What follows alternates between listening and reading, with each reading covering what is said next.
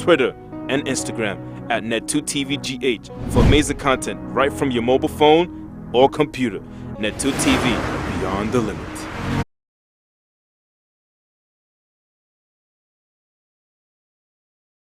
To choose the president of the nation and the member of parliament of their area.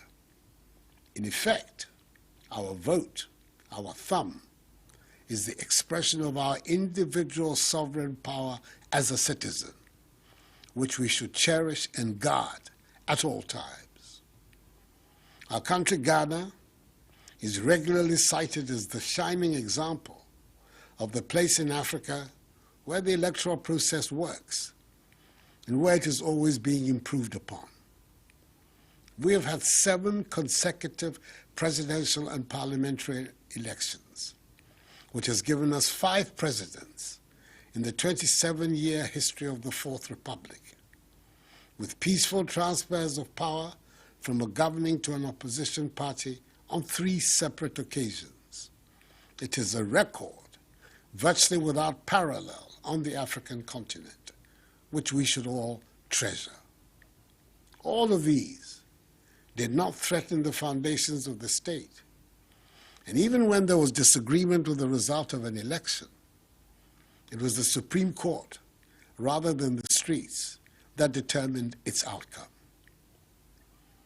From tomorrow, in 33,367 polling stations across the country, we embark on yet another journey to deepen further our nation's democratic credentials, as the exercise to compile a new voters' register to be used for the December 7 general elections commences.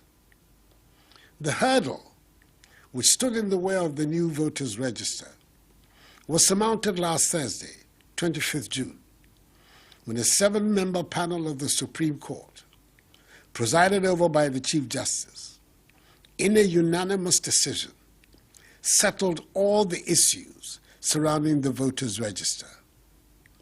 The decision affirmed the right of the Electoral Commission to proceed with the compilation of a new register in accordance with the provisions of Constitutional Instrument CI 126. It reiterated the widely held belief that a credible electoral register, and indeed a credible election, are important ingredients to securing the future well-being of any democratic nation. I am proud to be a citizen of a nation whose independent institutions, like the judiciary and the Electoral Commission, continue to operate without favor, ill will, or malice, and without regard to the political, religious, or ethnic affiliations of any citizen or group of citizens. There are some who have argued, and continue to argue, that in the midst of a pandemic, the compilation of a new register, and indeed the conduct of the parliamentary and presidential elections, should be put on hold and scheduled for a later date, perhaps when the pandemic ends. That is not possible. The Constitution of our Republic makes no provision for the extension of the mandate of the President, who wields executive power, beyond 4 years. To exercise executive power in the Ghanaian state, you must be duly elected by the Ghanaian people. You must have their freely expressed consent. On 7th January 2021, when my mandate as the current president expires, a duly elected person must be ready to be sworn in as President of the Republic. There is no other way.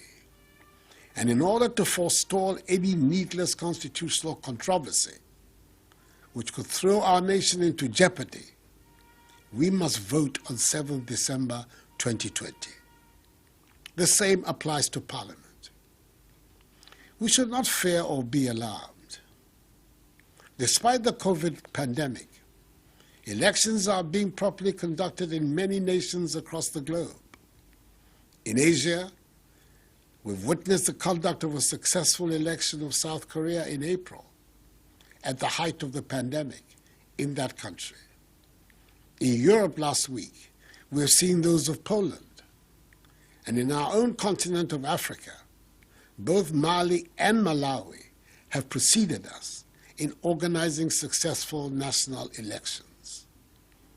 Surely, it is not beyond Ghana to join these nations in organizing a successful general election, even in the midst of the pandemic.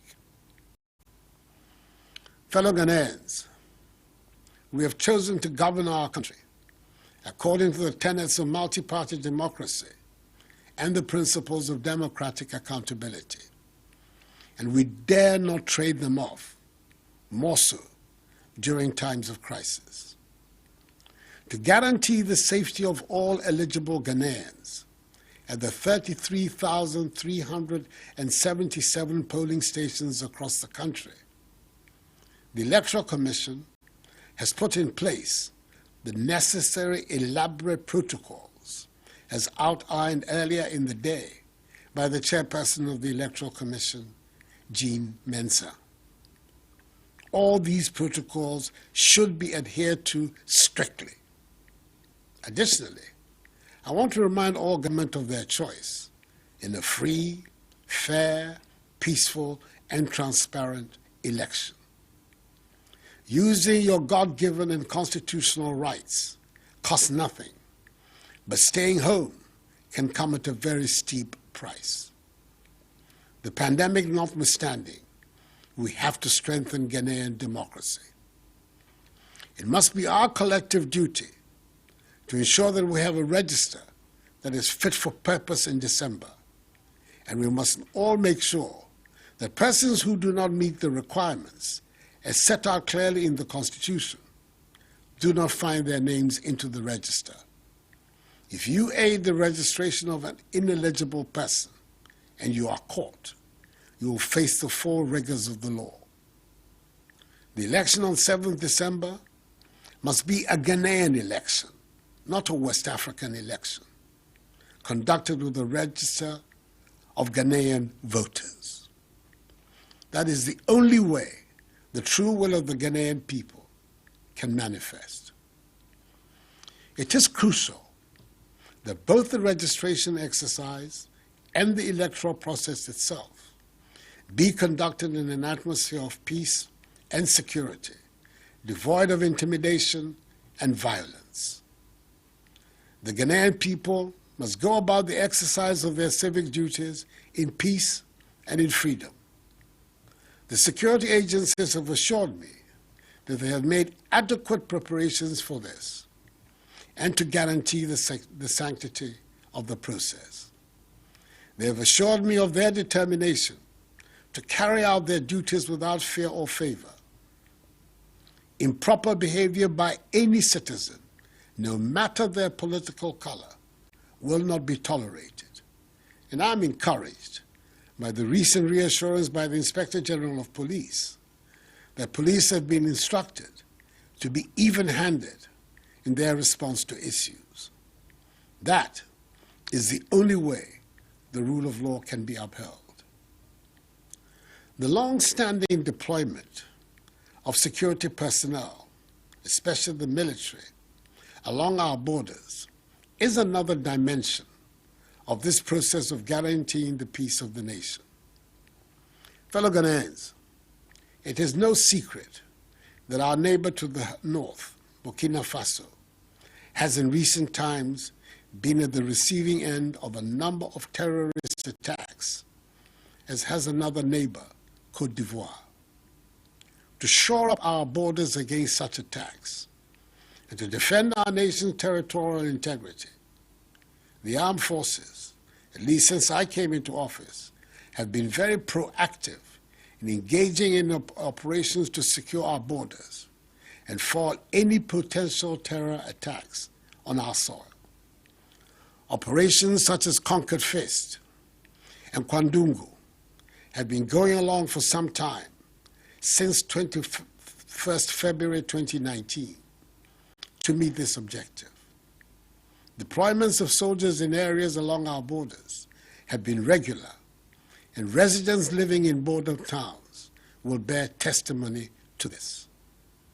Again, in the fight against COVID-19, I took the decision on Saturday, the 21st of March, to close all our borders by land, air, and sea. To ensure substantial compliance with this directive and to assist personnel of the Immigration Service, our eastern, western, and northern borders were shored up by some personnel from the military. This development, for example, during the period of the 3-week lockdown of Accra, Temakasoa, and Kumasi, led to the arrest of some 5,000 persons along our borders who had entered our country illegally.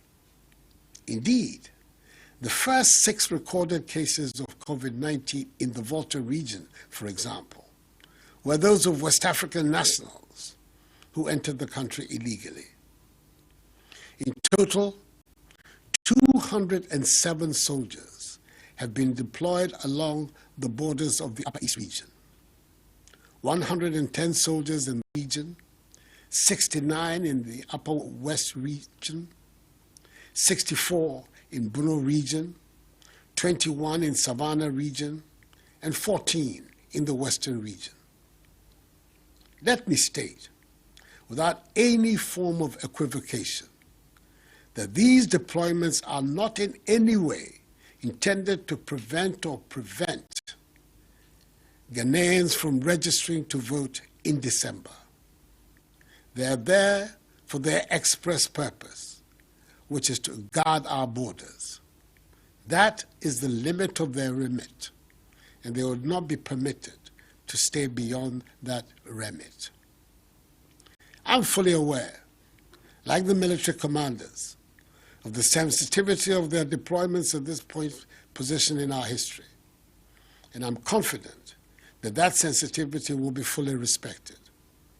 I have no interest in disenfranchising any eligible Ghanaian from registering in tomorrow's exercise, nor am I interested in any improper machinations to win any election. I've spent my life fighting for free democratic institutions in our country, and I'll continue in that fight for the rest of my life.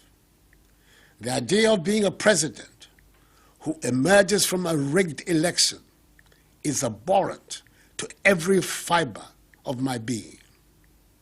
I want to continue to be the president of a Ghanaian people who have given me their free consent with the blessing of the Almighty. So please, once again, if you are 18 years of age and above and are of sound mind, from tomorrow or the appointed time, go to your polling station and register. If you do not register now, you cannot vote in December. Present your Ghana passport or card, which are the only 2 forms of valid identification. In the absence of any of these valid IDs, an applicant can submit one completed identification guarantee form endorsed by 2 registered voters to be registered and issued with a voter ID card. By these procedures, all eligible voters will be registered. No disenfranchisement of voters is contemplated by them. Together, and adhering to the safety protocols at the polling stations, let us demonstrate that even during a pandemic, we in Ghana continue to be a beacon of democracy on the continent. Our democracy requires not a unity of ideas or political allegiances, but a unity of commitment to the Ghana project. The free, democratic, open, prosperous, and united nation, respectful of human rights and the rule of law, that animated our forefathers to make the sacrifices for the liberation of our nation from foreign rule, that has bequeathed to us our beloved Ghana. May God bless us all in our homeland Ghana and make her great and strong. I thank you for your attention and have a good night. Catch up with your favorite Net2 television, Oman FM and Ash FM shows on our website. Never miss an episode. Subscribe to our YouTube channel, Net2 TV GH, and hit the bell icon to get notifications when we upload new content. Interact with us and follow us on our pages on Facebook, Twitter, and Instagram at Net2 TV GH for amazing content right from your mobile phone or computer. Net2 TV.